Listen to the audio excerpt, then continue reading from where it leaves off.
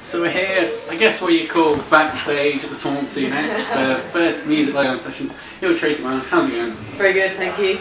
So do you want to tell us a little bit about yourself? Yeah, I'm a singer-songwriter, Sure. based in South Manchester. I've been writing songs for about 15 years now. Right. I put out an album a couple of years ago that's done alright. Janice Long started playing it Oh, on BBC nice. Radio 2, which was quite nice at the end of last that's year, cool. so yeah, that was really cool. But I just do everything myself, totally self-release, and just try and get what I can really, so play a lot and write. So just want to tell people a bit about your style of music, because it's a little bit unique, I'd say. I think it's just kind of like decent lyrics and good melodies really. Right, That's kind of like what I like in a song, you know. So like your classic songwriters like Paul Simon and people like that. But I'm really also influenced by Tori Amos and Annie DeFranco and put a tick list together of female singer-songwriters really. Sure. Yeah. And I saw you've released, is that the latest single, Me and My Ego? I saw the video for that. My Best Friend, My Ego, that was one of the singles off the album, so that was like last year. Okay. I actually made that video at a motorbike rally for a disabled bikers charity called the NABD, who I volunteer for as well. And they basically help disabled bikers to get on the road with adaptations to their bikes so they can still ride. So. And it's quite an interesting video, do you just want to describe it? Yeah, it's made, well, there's two main protagonists in the video and they're both puppets. One of which is supposed to be me and one of which is supposed to be my ego. And just basically get into lots of trouble and drink a lot and, you know, do naughty things. Which is quite fun. The puppets were actually made by a guy called Steve Wright, and at the bike rallies they do like quite a good comedy show as well, and part of one of the acts is Rough Daddy, and it's puppet-based acting. It's absolutely brilliant. He's just got such a foul mouth, and like, you know, it's like kind of like typical kind of old Lancashire couple, you know, like. So is there any new singles coming out, new videos that you're planning? I've got a project this year with another singer-songwriter called Raven and Husbandis. She lives in Lowestoft, which is quite far from here. So we get together when we can. We've just released a new single together called Coming Home. We've got an album on the way.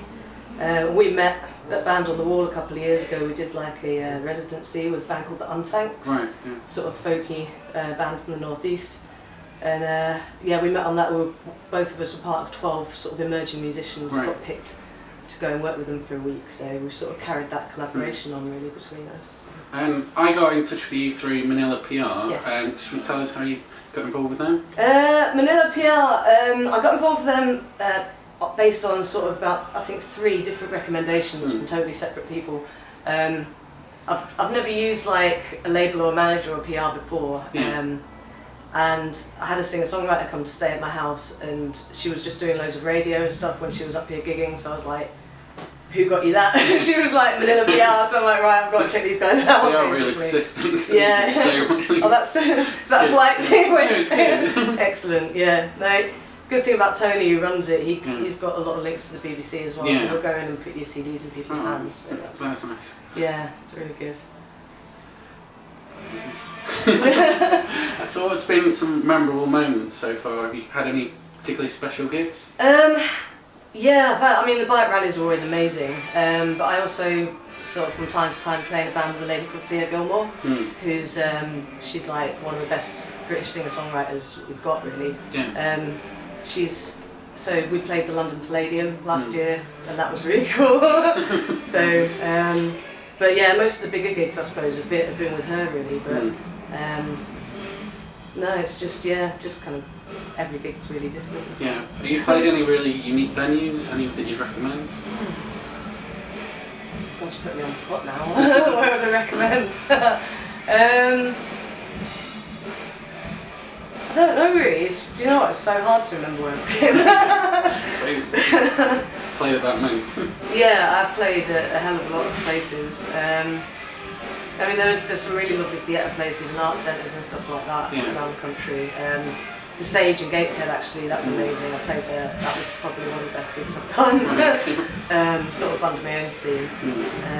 So yeah, I mean, places like that have got some funding as well for emerging artists, and they'll try and like get you on, you know, at a decent sized showcase gig, and they always promote it really well. It's like really, So that's what I'd like. I've played at Berry Met as well, and that's pretty cool. So what do you think not out there for new artists that could be there, or what could help new artists? I think.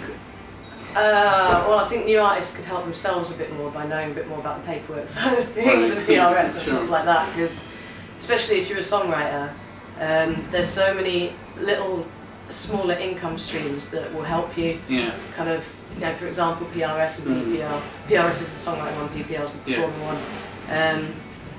Just get yourself registered with those, because the minute even just a little bit of royalty payments get, like for playing here tonight, for example, it's registered with PRS. Yeah.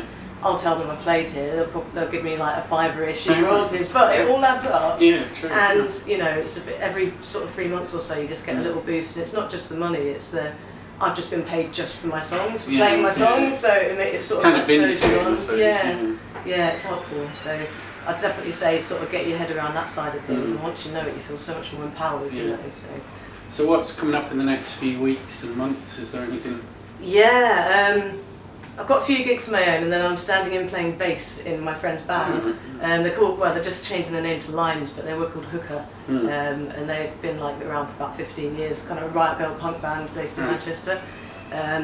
So I'm basically doing about a week and a half's tour with them in Europe. So we're going off to Berlin on the 20th of March, and then through Eastern Europe, and So you get to travel quite a bit with music. Yeah, I do. I'm lucky really like that. But it also, you kind of you've got to make a decision really at some point whether you're going to sort of do the full-time 9-to-5 working for someone else thing, or give yourself the space to go out and do what you want to do. But it's kind of balanced up with what you can afford, because your lifestyle is going to have to get very cheap.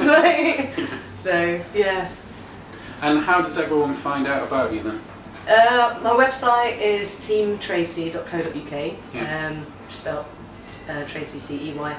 I'm on Facebook, I'm on Twitter, all those sort of places. So the website's a good place to start, and that's probably the best way to find out. Cheers. Thanks. No worries.